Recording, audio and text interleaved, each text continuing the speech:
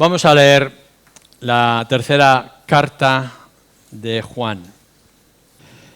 Leemos así: el anciano a Gayo, el amado a quien amo en la verdad. Amado, yo deseo que tú seas prosperado en todas las cosas y que tengas salud, así como prospera tu alma. Pues mucho me regocijé cuando vinieron los hermanos y dieron testimonio de tu verdad, de cómo andas en la verdad. No tengo yo mayor gozo que este, el oír que mis hijos andan en la verdad. Amado, fielmente te conduces cuando prestas algún servicio a los hermanos, especialmente a los desconocidos, los cuales han dado ante la Iglesia testimonio de tu amor, y harás bien en encaminarlos como es digno de su servicio a Dios, para que continúen su viaje.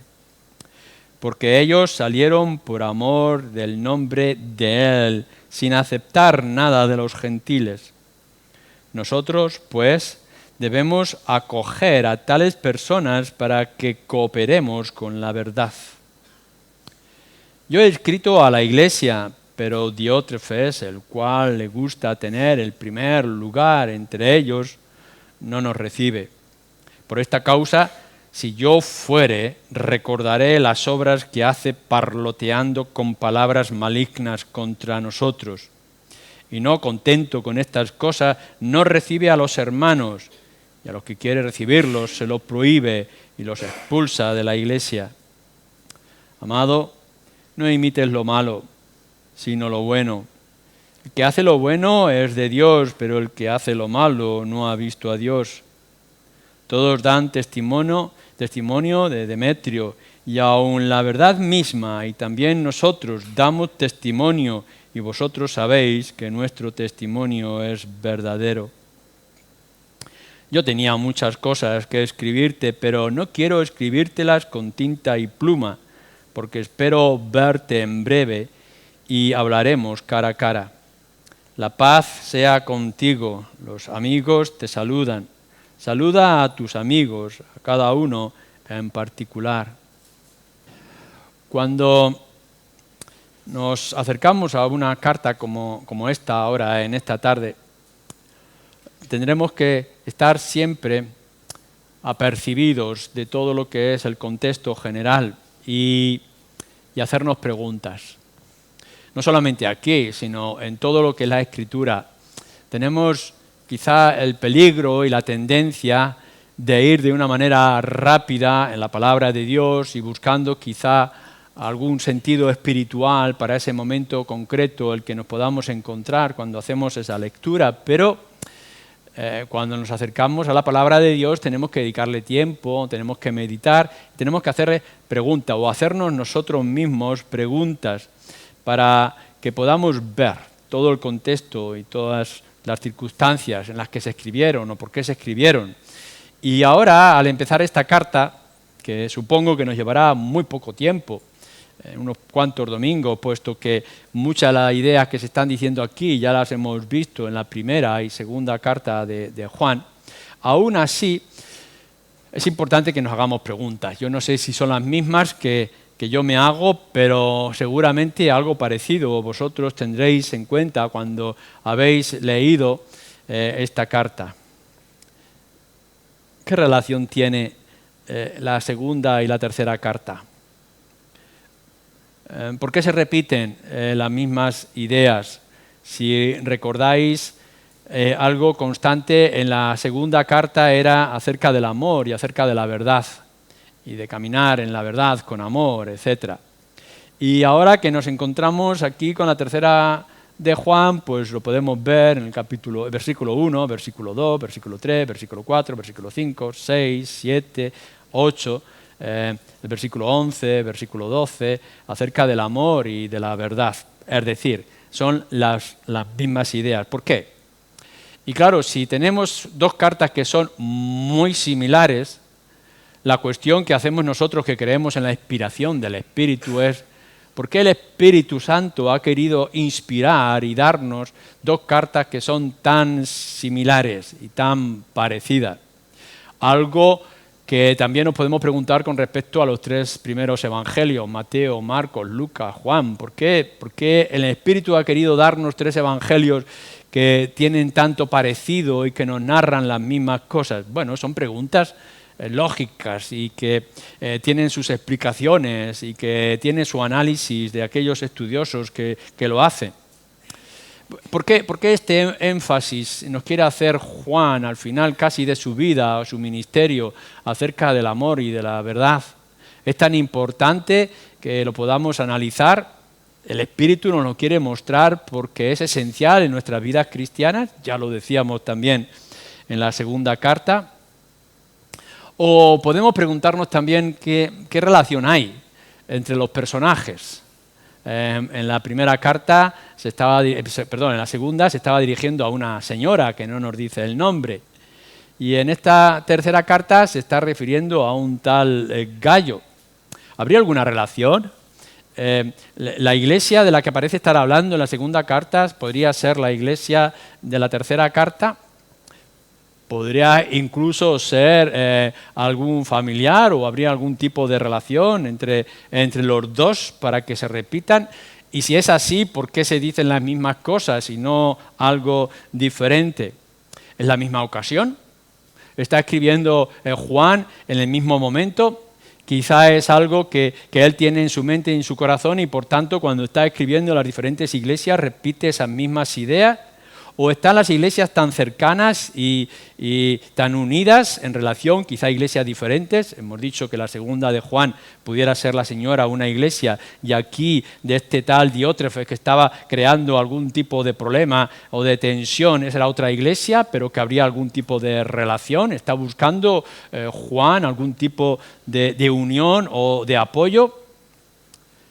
¿O serían cosas diferentes y que alguien ha cogido y ha unido estas cartas? Todo el mundo o todos los estudiosos dan explicaciones a estas preguntas, pero son meramente conjeturas que podamos hacer, pero que algunas de ellas tienen fuerza para poder entender mejor las ideas que se expresan.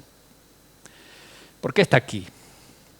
Es importante que conozcamos el terreno donde estamos pisando y que podamos comprender bien las cosas que se nos están diciendo.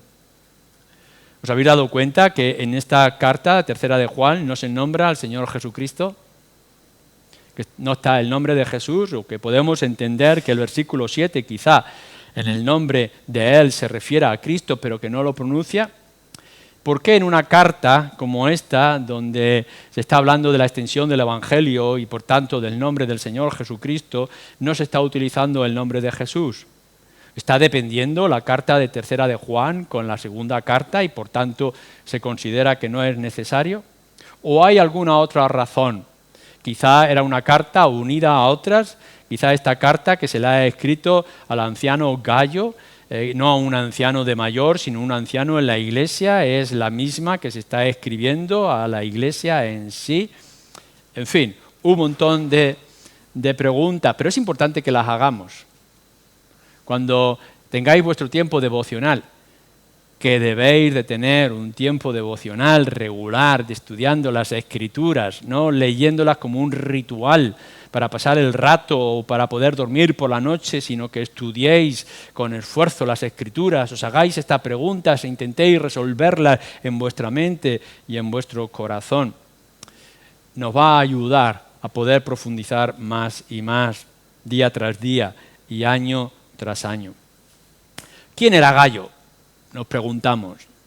Y resulta que parece ser que el nombre de Gayo es un nombre común. Si miramos en el libro de Hechos, se nos habla en el capítulo 19 que Pablo tenía un compañero en cierto momento, 19-29, que se llamaba Gayo.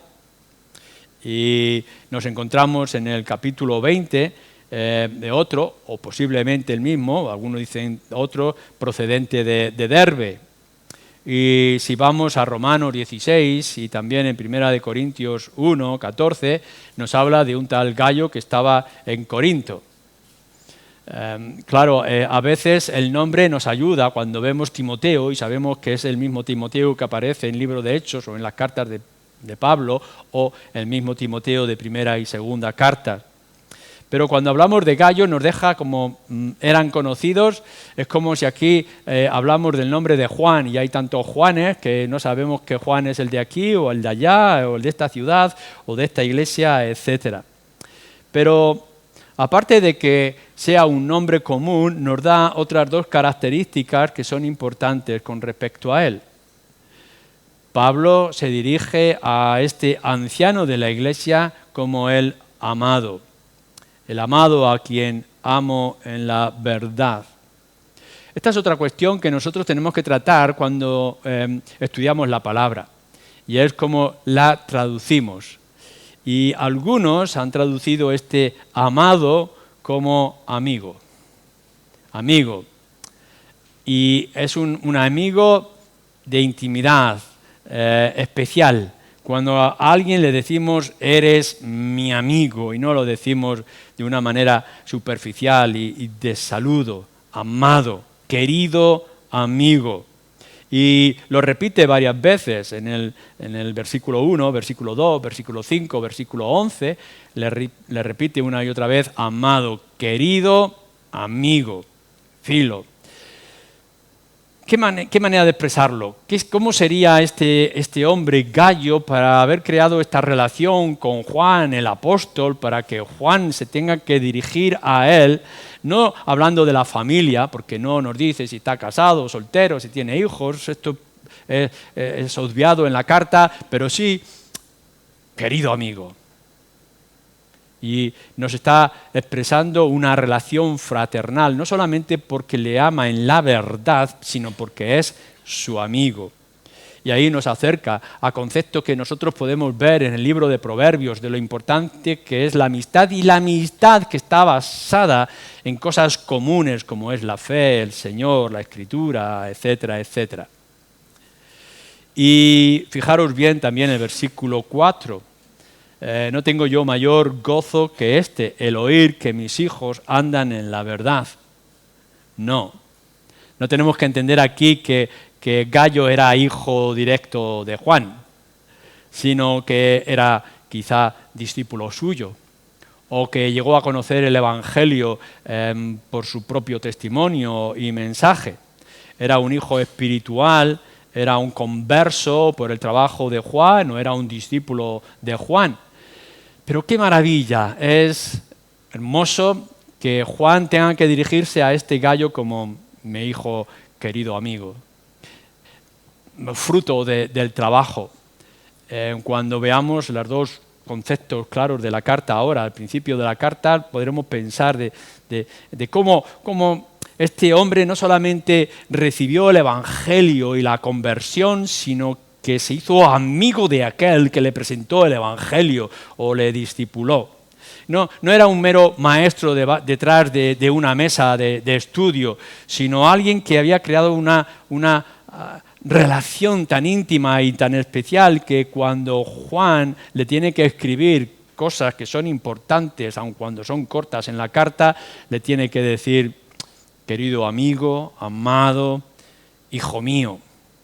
Recordamos a Pablo escribiendo a Timoteo y demás. Cuán importante es no solamente que podamos expresar la doctrina, sino que expresemos la doctrina desde el sentimiento y que creemos unos lazos íntimos, especiales de confianza y de amistad. Así que no sabemos mucho de Gayo, es uno más de los otros que aparecen en el Nuevo Testamento, pero sí sabemos que para Juan era muy amado, se había creado una amistad que enfatiza a lo largo de su corta carta y que de alguna manera había recibido el Evangelio o la conversión desde su propio testimonio, trabajo. Ahora bien, estos 4 primeros versículos nos van a decir dos cosas que debemos de tener en cuenta y que tenemos que tener en cuenta desde quién les está escribiendo, a quién se las escribe y en qué circunstancias, algo que deberíamos de investigar y relacionar en nuestra propia mente o en nuestro corazón, en nuestros estudios en casa. Fijaros lo que le dice. Amado, yo deseo que tú seas prosperado en todas las cosas y que tengas salud, así como prospera tu alma. Así que ahora aquí lo que tenemos es un concepto que hoy en día está complicando mucho en ciertos lugares, sobre todo en Hispanoamérica, pero también en África y en Asia, que es el Evangelio de la prosperidad. Aquí tenemos a Juan dirigiéndose a su amado hijo o amado amigo y le está diciendo, deseo que prosperes. Así que enseguida se pueden hacer conjeturas y decir, este es el Evangelio de la prosperidad, queremos que las cosas vayan bien, queremos que todos seamos ricos. Pero bueno, vamos a analizar qué es esta prosperidad de la que está hablando aquí. Lo primero que tenemos que decir, claro está, que aquí hay tres cosas en la prosperidad. Por una parte, la prosperidad en lo material, en lo segundo es la prosperidad en la salud y el tercero es la prosperidad del alma. Estas son tres cosas y como vamos a ver están relacionadas y la una depende de la otra. Esto es el Evangelio. Porque cuando nosotros miramos a las Escrituras podemos ver que el bienestar de la persona no solamente está en el alma, sino que está en el cuerpo. El bienestar de la persona no solamente está en el cuerpo, sino que está en el alma. Y cuando vemos a nuestro Señor Jesucristo, bueno, pues sin preguntar, sin decir si uno cree o no cree, alimenta y sana. 5.000 personas fueron alimentadas con panes y peces de manera milagrosa y 10 leprosos fueron limpiados de su presa, de su lepra, sin pedir nada a cambio. Así que nuestro Señor era un Dios de misericordia, un hombre de misericordia, y por tanto hacía sanación del cuerpo y sanaba la mente y alimentaba a los hambrientos, pero a la misma vez hacía milagros como el perdón de los pecados. Y aquí ahora lo que tenemos son estas tres cosas, y el Señor lo hacía también aquí ahora, Juan lo quiere expresar. Los tres están relacionados y los tres se ayudan el uno al otro. La Escritura bien nos lo ha dicho, si no podéis mirar en el libro de Proverbios y poder leer en el capítulo 30, versículo 8 y 9. En el libro de Proverbios se nos está diciendo a todos que Dios no, o alguien está pidiendo a Dios que no le dé ni riqueza ni pobreza. Bueno, porque a lo mejor si uno tiene riqueza puede llegar a olvidarse de Dios y pensar que ya no lo necesita. Y si tiene pobreza, pues quizá le maldiga diciendo que tú no me ayudas. ¡Cuán fácil! Es de una reacción a otra sentimental, emocional o airada o banal, actuemos en contra de Dios. Así que este hombre que hace esta oración en el libro de Proverbios lo que está diciendo, dame lo justo y necesario para que dependa de ti todo el tiempo y esté completamente agradecido. Así que nuestro Dios no quiere la pobreza, no quiere mal para ninguno de nosotros y por tanto va a proveer de lo que sea necesario. El sol sale para justos y para pecadores y la tierra produce para dar suficiente alimento y vestido para todos y cada uno de nosotros. Ahora bien, también la Escritura nos dice que está en contra de la pereza y de la vagancia, de la holgazanería. Así que el que no quiera trabajar, pues que tampoco coma. Nos dice también la Escritura, Pablo, a los tesalonicenses. Así que sí, Dios provee y Dios va a dar. Dios es un Dios del cuerpo, de la mente y del alma. Tendremos que tenerlo en cuenta también para nosotros en nuestra propia vida. Así que cuando nosotros nos acercamos a los demás y presentamos el Evangelio, así como lo está haciendo Juan con su querido amigo Gallo, le está diciendo, me alegro que estés prosperando en las cosas materiales. Me alegro que tengas lo justo para vivir. Deseo que seas prosperado en todas las cosas. Así que este hombre podía haber estado envuelto en asuntos, en negocios, quizá en el mercado, quizá en el campo, no sabemos, pero lo que Juan le dice es, yo deseo que las cosas te vayan bien. No es tan exclusivo en la espiritual diciendo, no me importa lo demás, lo que me importa es que tú tengas una buena relación con el Señor. No, eres mi amigo y te escribo y deseo Y es un deseo de oración, deseo que prosperes y que te vayan las cosas bien. Así que eso es lo que nosotros decimos a la gente. Deseamos que las cosas te vayan bien y en lo que esté posible y en lo que esté en nuestras manos, como es la oración, oraremos para que el Señor te ayude en tus tareas, en tus negocios, no para que caigas en la miseria, no para que caigas en la riqueza y abandones a Dios, sino para que te vaya bien en la vida diaria y con los asuntos de tu hijo, la educación de ellos y la estabilidad de tu hogar, etcétera, etcétera, incluso para cuando llegues a la jubilación. También podemos recordar, por ejemplo, que el apóstol Pablo, cuando está escribiendo a su discípulo Timoteo, le dice, bueno, sí, está bien que hagas el ejercicio físico, pero no aprovecha tanto como la espiritualidad, como la piedad. El ejercicio físico es provechoso, pero no tan provechoso como uno pueda pensar.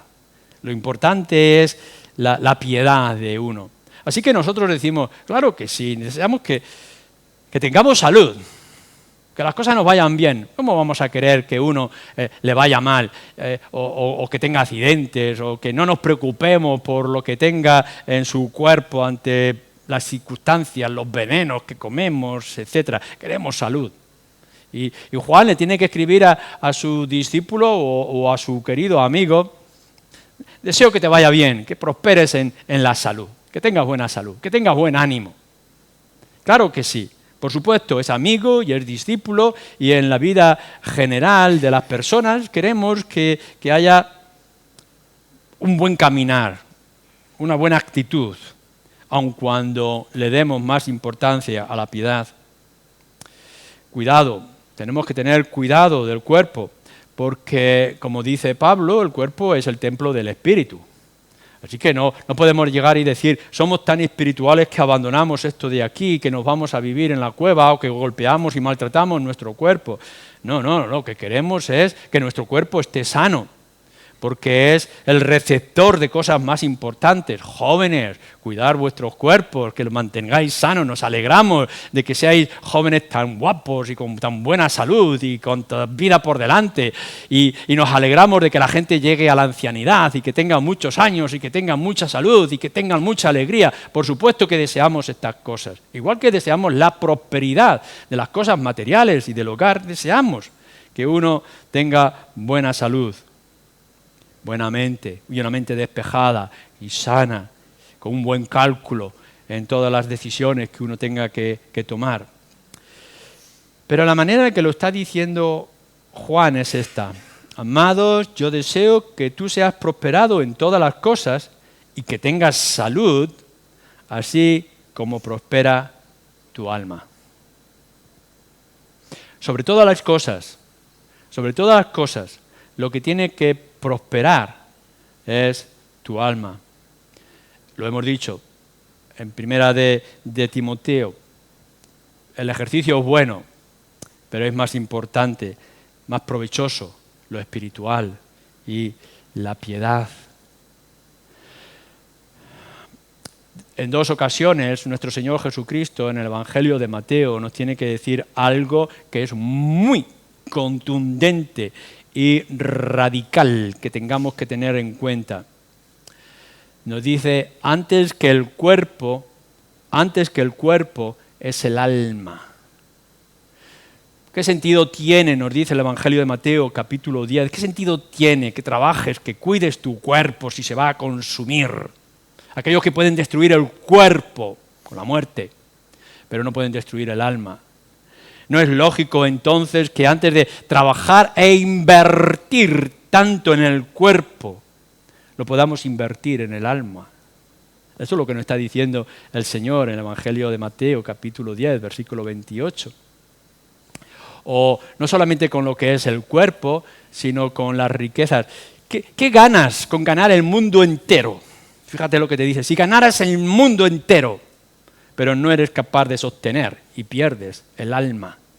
Imagínate que puedas llegar a las ambiciones más grandes, que puedas conquistar reinos, que puedas ponerte en las posiciones de mayor gloria, que te alaben todos los hombres, que amontones riquezas tantas que no puedas consumir en toda tu vida, pero pierdes el alma. Claro que sí, claro que es importante que prosperes. Pero lo primordial, lo principal, lo primero que tienes que colocar es tu propia alma. Claro que te tienes que levantar cada día y decir, tengo que cuidar mi cuerpo, a ver qué como, hacer el ejercicio que sea necesario, no traerle los venenos que lo puedan contaminar y que después me puedan traer enfermedades. Claro que tengo que cuidar el cuerpo, claro que tengo que salir y que tengo que trabajar y que tengo que hacer cálculos de mis gastos y que tengo que administrar bien las riquezas, etcétera, etcétera. Claro que sí. Pero de la misma manera que te levantas cada día con estas preocupaciones, como lo hace Juan con respecto a su amigo, lo primero que tienes que cuidar es tu propia alma. Y sabemos cómo el alma se alimenta. Sabemos qué es la Escritura y sabemos lo que es nuestro Señor Jesucristo y la presencia del Espíritu y sabemos los medios de gracia que es la oración, el estudio de la palabra, la comunión cristiana, etcétera, etcétera. ¿Por qué? Porque si tu ser interior está bien, las demás cosas van a ir bien, van a ir mejor. Cuanto más seas bendecido con las cosas espirituales en tu interior, más bendiciones verás en las demás cosas. La prosperidad del alma va a traer prosperidad en todas tus cosas y en tu salud. Evangelio de Mateo, capítulo 6, versículo 33. Buscad primeramente el reino de Dios, su justicia perfecta, y todo lo demás será añadido. Así que nuestra prioridad, según nos dice el Señor, según el deseo de Juan, es nuestra alma. Así que dice Juan a su querido, amado amigo Gayo, deseo que las demás cosas te prosperen como está siendo ya prosperada tu alma. Podemos imaginar, lo vamos a ver ahora, la fidelidad de Gayo, la constancia, el énfasis en las cosas espirituales. Podemos imaginar a Gayo con el celo por el Evangelio, apoyando a aquellos misioneros evangelistas que se estaban moviendo, la recepción y actitud ante la autoridad del apóstol que es Juan. Podemos ver que está haciendo todo lo posible para que su alma, su interior espiritual, siga creciendo y siga fortaleciéndose. Porque esto va a hacer que las demás cosas vayan a bien. No estoy diciendo, no dice la Escritura, y estoy en contra, por supuesto, de este evangelio falso de la prosperidad, de que si tú tienes fe y tienes perseverancia y cuidas tu alma, el Señor te va a dar riqueza. No es así. Y no es así porque lo podemos ver en el mismo apóstol Pablo y en su vida, o lo podemos ver en Lucas, el médico al cual Pablo le está diciendo cuida tu salud, o le está diciendo del ánimo al propio Timoteo para que no se desanime o no se asuste de las adversidades que se le están presentando. El cuidado del alma no te va a hacer rico, te va a hacer desprendido. Es decir, la riqueza del alma te va a decir que las demás cosas son secundarias, que no son tan importantes. Cuanto más te sujetes a las bendiciones del interior, menos estarás sujeto y dependiente de las cosas externas. Y cuanto más estés mirando las cosas de arriba y las cosas espirituales, es decir, cuando más quieras ser el reflejo de lo celestial, más te vas a desprender de las cosas carnales de este mundo. Si pones demasiado apoyo o fortaleza en tu aspecto, te advierto que de aquí a 30, 50 años no vas a ser el mismo. Y un día, pues, todos seremos calvos. No, el cuerpo desaparece, el cuerpo envejece, el cuerpo se deteriora, el cuerpo se muere, el cuerpo es comido por los gusanos. Pero aun cuando este ser externo se va deteriorando, nuestra alma, nuestro interior, nuestra relación con el Señor, nuestra esperanza, nuestro consuelo, se va fortaleciendo. Esto es lo que estamos diciendo. No te vas a hacer rico queremos la prosperidad en todas tus cosas y queremos prosperidad en tu salud, que llegues a los 100 años con buena salud y con buena cabeza. Claro que sí, nos queremos ver y yo os quiero ver. Pero lo importante, lo esencial, es que vaya prosperando tu alma y que vaya por delante y que sea eso lo que va a controlar y va a guiar las demás cosas. El alma, la relación con el Señor, las cosas espirituales son las que tienen que tomar control de las demás cosas y no las cosas que tomen control o dominio de tu alma. En Gayo, parece ser por este versículo que se nos dice, en Gayo lo que destacaba, dice, es la prosperidad de su alma. ¿Qué destaca en ti hoy? Es decir, ¿cuál es tu mayor preocupación?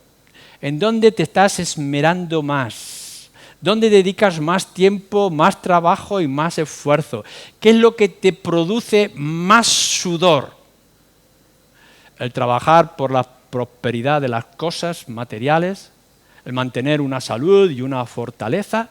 ¿O estás trabajando con ahínco, incluso hasta gastarte por las cosas espirituales que tienen que ver contigo y tienen que ver con el reino del Señor? Quiera que sea como Gayo, que haya prosperidad así como ahora está prosperando, enriqueciéndose tu propia alma. Y en segundo lugar, nos dice en estos pocos versículos, dice versículo 3, pues mucho me regocijé cuando vinieron los hermanos y dieron testimonio de tu verdad, de cómo andas en la verdad. No tengo yo mayor gozo que este, el oír que mis hijos andan en la verdad. Quizá podamos ir a segunda de Juan, el versículo 4, y nos está hablando un lenguaje parecido, de caminar, de andar en la verdad, etc. Y si tenéis buena memoria y en ese sermón no estabais durmiendo, pues entonces podéis recordar mucho de lo que en ese momento se estaba diciendo. Pero aún así lo tenemos aquí. Y si tenemos aquí este versículo 3 y versículo 4, tiene alguna razón para nosotros. Y el ejemplo que nos está dando con respecto a Gayo quizás sea un ejemplo a imitar por nosotros mismos.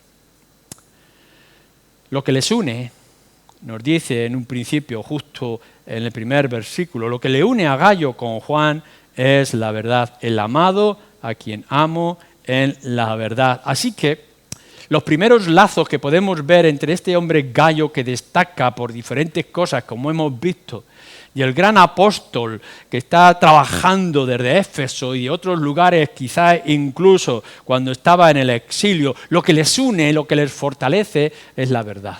Así que empezamos ahí, en que podemos tener un mismo lenguaje, el poder del Evangelio, el mismo sentido, la grandeza de las Escrituras, el mismo objetivo, el personaje, el nombre que es nuestro Señor Jesucristo. Así que cuando está pensando en Gayo, está pensando en lo que les une, que es la verdad, el Evangelio, Cristo, la Escritura. Y no solamente eso, sino que en el versículo 3 se nos dice que Gayo, estuviera donde estuviera, no sabemos en qué iglesia, si estaba relacionado con Diótrefes o estaba relacionado con la señora o era otra iglesia diferente, pero el caso es que vinieron algunos hermanos y le dijeron a Pablo, oye, ¿sabes que tu hijo espiritual, tu querido amigo, en verdad está caminando día tras día en la verdad? Así que cuando le están dando nombre, recuerdo, saludo, le están trayendo noticias de su amigo Gayo, lo que le están diciendo a esta gente es que andas en la verdad, que eres conocido por estas cosas. Hombre, yo no pienso que esté mal, que cuando alguien tenga que hablar de ti, te pueda decir, fulanito, menganita tenía buena salud, es muy simpático, y cómo toca la guitarra. ¿Y qué cosas nos dice más bonitas? ¿Y qué casa más ordenada que tiene? ¿Y qué trabajo más excepcional? ¿Y qué hijos más buenos educados? Todo eso está bien. Prosperidad en la casa, prosperidad en la salud. Pero ¿no crees que sería bueno que nos dijeran qué buen creyente, qué buen testimonio, cómo ama la verdad, cómo expresa las Escrituras? Que cuando uno venga a nuestra casa no recuerde los jarrones o los cuadros o qué bien cocina en casa, sino que recuerde la Biblia abierta, el tiempo de oración, la meditación en la palabra. Que cuando tengan que hablar de sus hijos no hablen de que está haciendo carrera, está consiguiendo los propósitos, le han dado matrícula de honor. Y no sería bueno que le dijeran, son respetuosos, han aprendido los principios cristianos, les gusta cantar, les gusta ir a la escuela dominical, les gusta estar en la iglesia. La verdad, el amor a la verdad, esto es lo importante. Ser conocidos en la familia por la verdad, ser conocidos en el trabajo por la verdad, ser conocidos antes que por las aficiones que uno pueda tener o los hobbies, por la verdad que crees, la verdad que profesas. ¿Es esto así en tu propia vida? ¿Estás buscando dejar mella y dejar huella? Que la gente hable de tu amor a la verdad. Algunas versiones, como seguramente es la versión de Mateo, algunas versiones, en lugar de decir tu verdad, hablan de la fidelidad.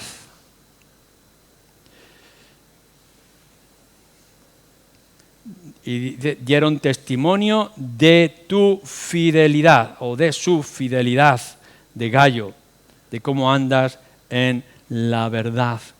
Porque en el original, cuando se habla de la verdad, en algunas ocasiones está hablando de la fidelidad, de ser fiel. Así que hay una relación entre lo que es la verdad y la fidelidad a la verdad. Fiel a lo recibido.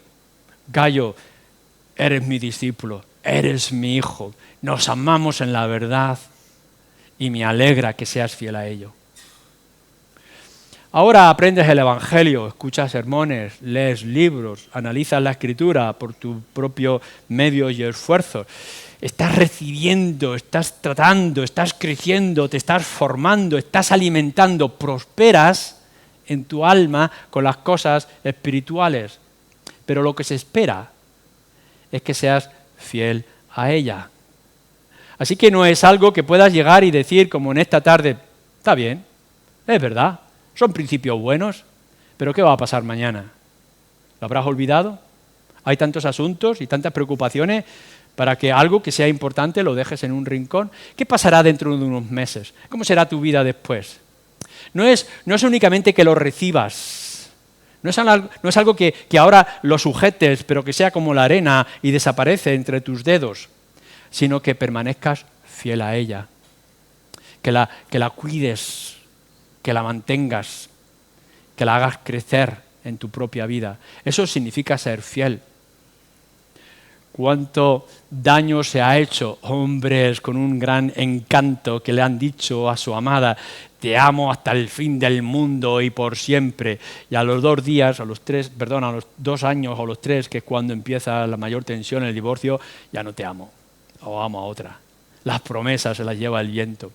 Lo importante no es lo que te dicen, no es lo único importante, lo que te dicen en cierto momento, sino en cómo tú lo mantienes. Ser fiel a tus promesas, ser fiel a lo que has recibido y lo que ahora tienes.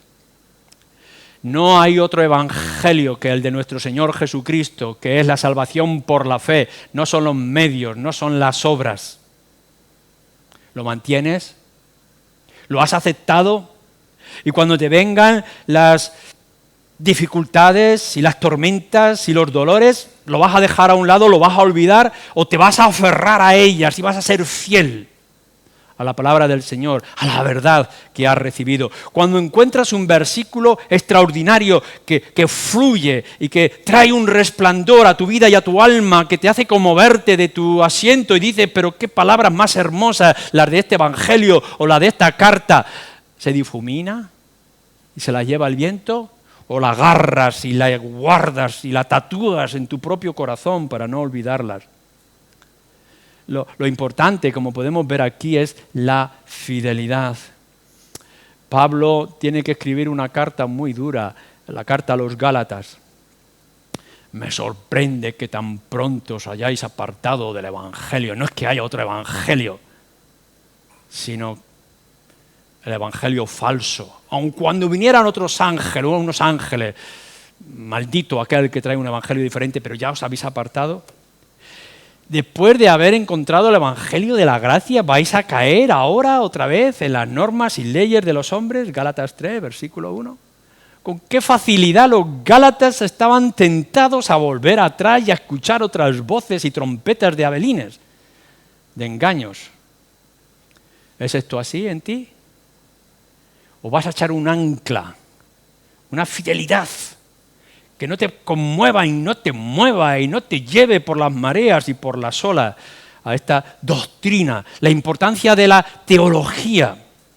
Que podamos enfatizar y clavar profundas raíces, como hace Gallo, para que puedan decir, este hombre, hijo tuyo, no solamente es que tiene la verdad y ama la verdad, sino que es fiel a la verdad. Y lo expresa, como lo hemos visto en otras ocasiones, con este caminar en la verdad. No tengo yo mayor gozo que el oír que mis hijos andan en la verdad. Caminar en la verdad, como ya dijimos en su momento, es practicarlo en nuestras vidas cada día. Traducidos por otros, en otras versiones de la Biblia, por poner en práctica la verdad. Porque no es que nosotros seamos fieles porque lo hemos guardado en la caja de caudales de nuestra alma, de nuestro corazón. Y tenemos unos momentos tan bonitos y tan preciosos pensando en estas cosas de las Escrituras en nuestra casa que me duermo con tal paz. No, pero no es esto lo que nos está expresando de Gallo.